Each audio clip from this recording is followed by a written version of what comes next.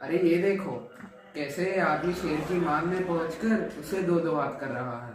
यह एक मुहावरा है और इसका सबसे अच्छा उदाहरण वजीर अली है। तुम्हें पता है हमें ये पाठ भी है। चलो इसी बहाने एक वीडियो देख लेते हैं, पाठ भी समझ आ जाएगा और मजा भी आएगा। क्या बोलते हैं? हाँ चलो।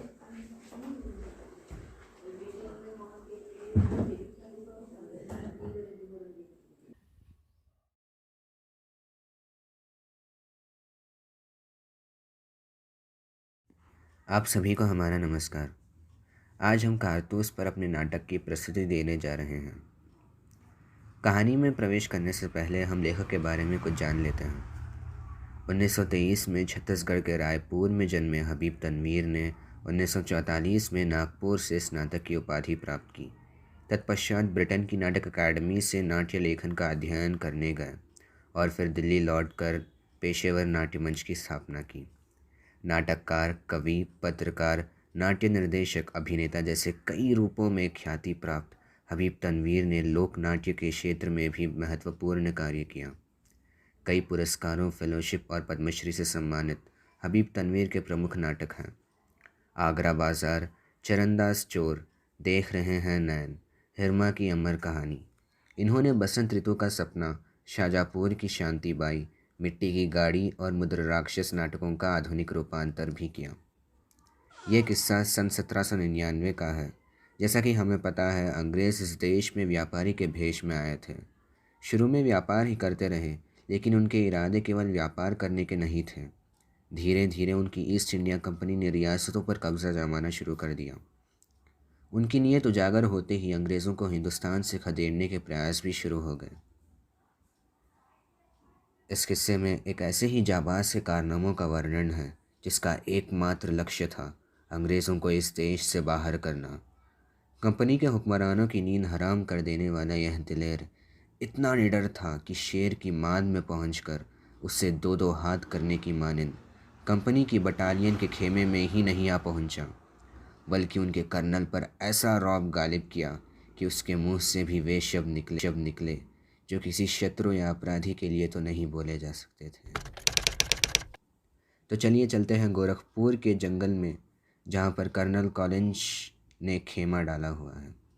जंगल की जिंदगी बड़ी खतरनाक होती है। हफ्तों हो गए यहाँ खेमा डाले हुए, सिपाही भी बड़े तंग आ गए हैं। ये वज़ीली आदमी है या भूत, हाथ ही नहीं लगता। उसके अफसाने सुन के रॉबिन हुड के कारनामे याद आ जाते हैं। अंग्रेजों के खिलाफ उसके दिल में किस कदर नफरत है। कोई 5 महीने की हुकूमत की होगी, मगर इस 5 महीने में वो अवध के दरबार को अंग्रेजी असर से बिल्कुल पाक कर देने में तकरीबन कामयाब हो गया था। कर्नल कॉलिंस, ये साद अली कौन है? आसिफ दौला का भाई है, वजीर अली का और उसका दुश्मन। असल में नवाब आसिफ दौला के यहाँ लड़की की कोई उम्मीद नहीं थी। वजीर अली की पैदाइश को सादत अली ने अपनी मौत ख्याल किया। मगर ये साद अली को अवध के तख्त पर बिताने के लिए क्या मसलहत थी?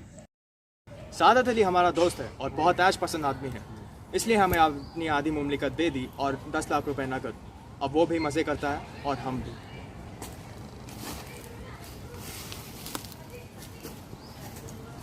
सुना है ये वजीर अली अफगानिस्तान की बादशाह शाह जुमा को हिंदुस्तान पर हमला करने की दावत दे रहा है। अफगानिस्तान को हमले की दावत सबसे पहले असल में टिप्पू सुल्तान ने दी।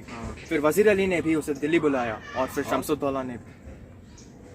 ये कौन है शमसुद्दौला? नवाब बंगाल का निस्बती भाई, बहुत ही खतरनाक आदमी है। इसका मतलब ये है कि कंपनी का खिलाफ सारे हिंदुस्तान से एक लहर दौड़ गई है।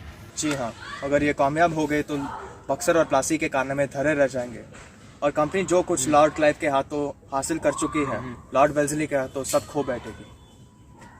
ये वेल्जली की आज़ादी एक बहुत खतरनाक चीज़ है। इस शख्स को किसी न किसी तरह से गिरफ्तार ही कर लेना चाहिए। पूरी एक फौज है उसका पीछा कर रहा हूँ और परसों से वो हमारी आंखों में धूल झोंक रहा है और इन्हीं जंगलों में फिर रहा है और हाथ नहीं आता। उसके साथ में चंद जाबाज हैं, मुट्ठी भर आदमी हैं मगर दम कम है। कर्नल, सुना है ये वजीर अली जादी तौर से भी बहुत बहादुर आदमी थे। बहादुर ना होता तो यूं कंपनी के वकील को कत्ल कर देता। इस कत्ल का क्या किस्सा हुआ कर्नल? किस्सा क्या हुआ था कि उसको उसके पद से हटाने के बाद हमने वजीर अली को बनारस पहुंचा दिया और 3 लाख रुपया सालाना वजीफा मुकर्रर कर दिया। कुछ महीने बाद गवर्नर जनरल ने उसे कलकत्ता तलब किया। वजीर अली कंपनी के वकील के पास गया जो बनारस में रहता था। और उससे शिकायत की। गवर्नर जनरल ने मुझे कलकत्ता तलब क्यों किया? वकील ने शिकायत की परवाह नहीं की, उल्टा उसे बुरा भला सुना दिया। वजीर अली के तो दिल में यूं भी अंग्रेजों के खिलाफ नफरत कूट कूट कर भरी है। उसने खंजर से वकील का काम तमाम कर दिया और भाग गया। अपने जानिसरों समेत आजमगढ़ की तरफ भाग गया। आजमगढ़ के हुकुमरा ने अपनी हिफाजत में उन लोगों को घाघरा तक पहुंचा दिया। अब ये कारवां इन जंगलों में कई साल से भटक रहा है। मगर ये वजीर अली की स्कीम क्या है?